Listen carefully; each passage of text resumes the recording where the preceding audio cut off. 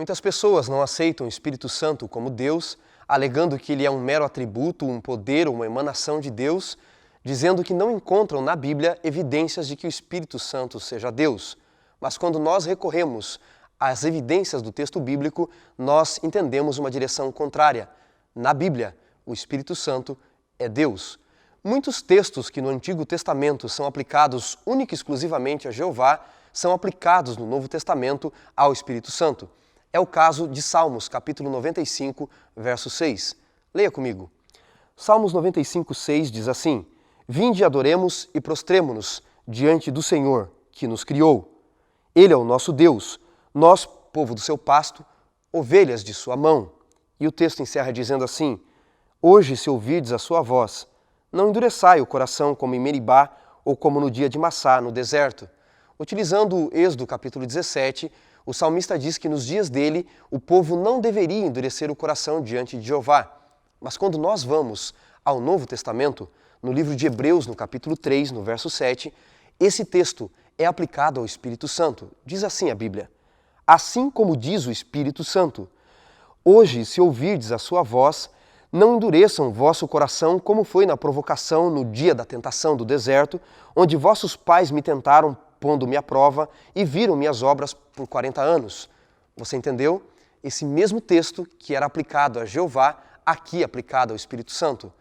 Também o texto de Isaías, capítulo 6, onde Jeová aparece para o profeta, é aplicado ao Espírito Santo. Leia comigo Isaías, capítulo 6, a partir do versículo 9.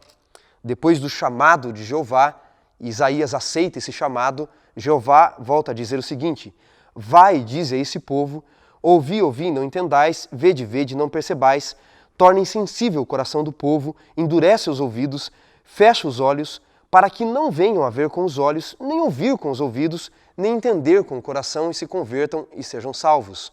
Quando nós vamos ao livro de Atos, no capítulo 28, nós encontramos esse mesmo texto aplicado ao Espírito Santo. Atos capítulo 28, a partir do verso 25. Veja só o que diz a Bíblia no Novo Testamento.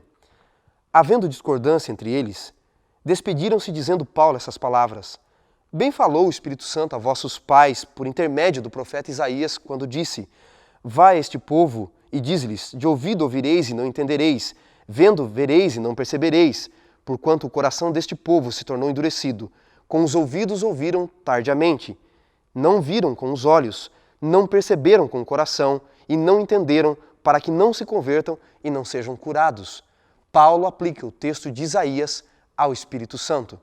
Não somente isso, muitos títulos e atributos divinos que são aplicados a Jeová são aplicados também ao Espírito Santo. Paulo chega a dizer que o Espírito Santo ele é eterno. Em Hebreus, no capítulo 9, no verso 14, nós lemos assim: Muito mais o sangue de Cristo, que pelo Espírito eterno, a si mesmo se ofereceu a Deus sem mácula. Isto mesmo, só Deus é eterno.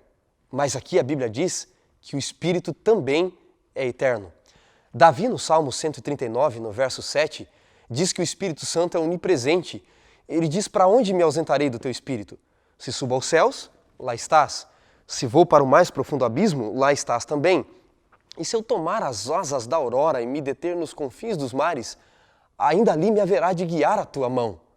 O Espírito Santo, ele é eterno, ele é onipresente e mais ainda, o Espírito Santo, ele é onisciente. Em 2 Coríntios, no capítulo 2, no verso 10, está escrito: Deus nos revelou pelo Espírito, e o Espírito a todas as coisas sonda, até mesmo as profundezas de Deus. O Espírito sabe de tudo, até das profundezas do conhecimento de Deus e do ser de Deus. O Espírito Santo, ele é eterno, onisciente e ele é onipresente. Paulo chega a dizer que o Espírito Santo, ele é o próprio Deus. Leia comigo 2 Coríntios capítulo 3. Em 2 Coríntios, no capítulo 3, a partir do verso 17, Paulo diz assim: Ora, o Senhor é o Espírito, e onde está o Espírito do Senhor, aí há liberdade.